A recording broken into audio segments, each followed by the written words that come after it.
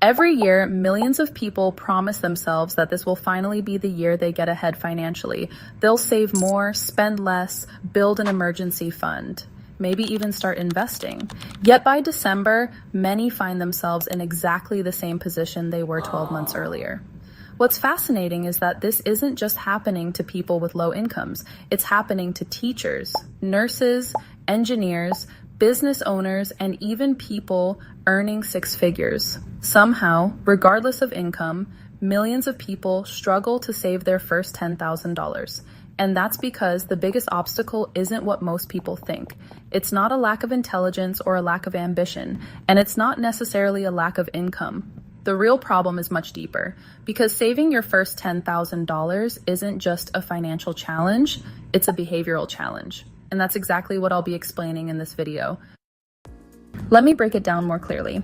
Imagine two people, both are in their early 30s, both have stable jobs, both earn roughly the same income, and both genuinely want to improve their financial situation. At the beginning of the year, they each make the same promise. I'm going to save money this year. The first person approaches saving the way most people do. They pay their bills, cover their expenses, buy things they need, buy some things they don't need, and whatever happens to be left over gets transferred into savings. The problem? There is rarely anything left over. The second person does something slightly different. Every payday, before spending a single dollar, a portion of their income automatically moves into a separate savings account. At first, the difference feels insignificant.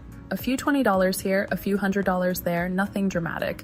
But by the end of the year, the gap between these two people is enormous. One is wondering where all their money went. The other is looking at a growing savings account and realizing they are finally gaining financial traction. The surprising part is that their incomes weren't dramatically different, their habits were. And that reveals an important truth. The people who save successfully aren't necessarily better at making money. They're often better at directing that money. When I first tried to save my first $10,000, I found myself constantly tempted by small purchases that felt rewarding in the moment but slowed my progress. Human beings are naturally wired to prioritize immediate rewards over future reward. It's why spending money feels good. The brain receives an instant emotional payoff. A new gadget, a nice dinner, a spontaneous shopping purchase, a vacation booking. The reward happens immediately.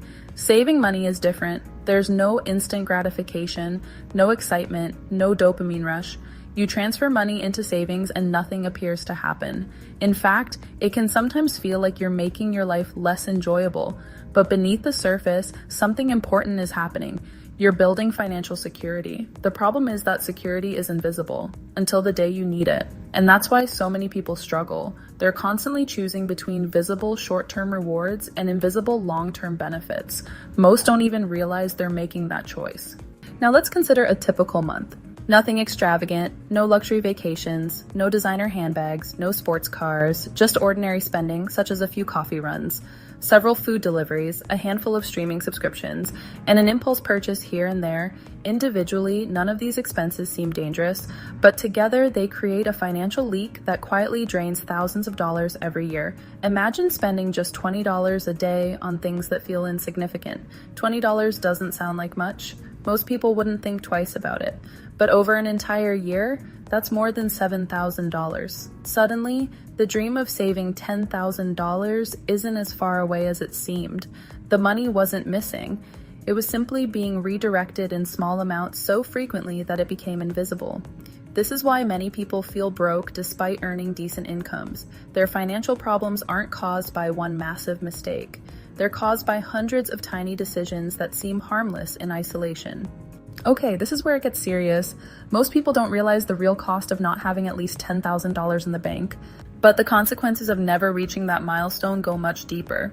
Without savings, every unexpected expense becomes a crisis. A car repair becomes stressful. A medical bill becomes overwhelming. A job loss becomes devastating.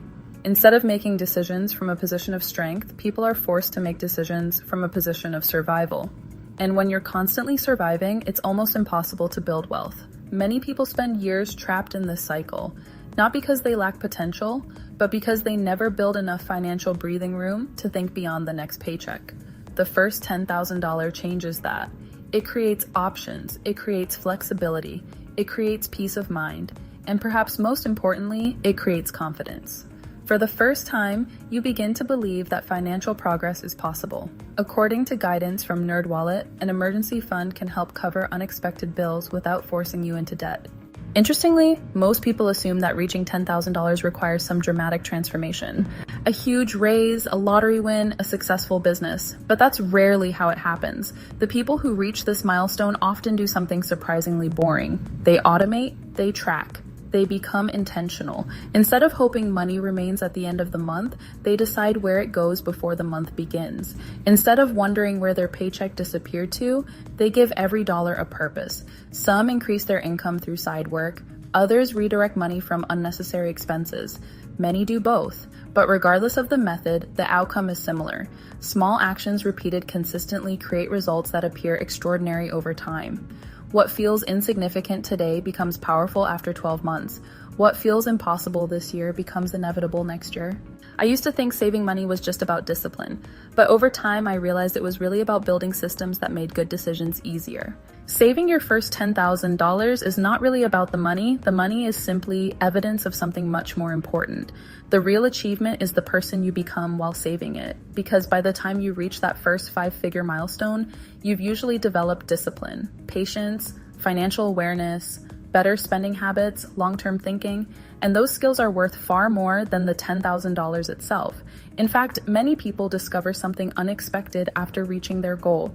The first $10,000 was the hardest. The next $10,000 comes faster, then faster again. Because once you've built the habits, you're no longer starting from scratch. You've created momentum. And momentum is one of the most powerful forces in personal finance. That's why saving your first $10,000 isn't the finish line, it's the beginning. It's the moment when money stops controlling you and you start controlling your money. And for many people, that single shift changes the entire trajectory of their financial future.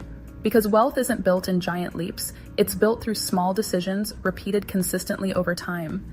And the day you commit to saving your first $10,000 may be the day everything finally starts moving in the right direction. But in case you missed the essential steps of what you need to do to save your first 10K, then here's a quick recap. Stop relying on leftover savings. Automate your savings immediately when income arrives. Track your spending to uncover invisible leaks. Cut or reduce small, frequent expenses. Redirect wasted money into savings. Increase income through additional work. Prevent lifestyle inflation when income increases. Store savings in a separate high-interest account. Understand that consistency, not motivation, is more important. Realize the deeper transformation. And that's it. If you've gotten value from this video, take a second to hit the like button and subscribe to the channel. It genuinely helps the channel grow and allows me to keep creating more content that breaks down real, practical ways to build wealth and improve your finances. Thanks for watching, everyone. See you in the next video.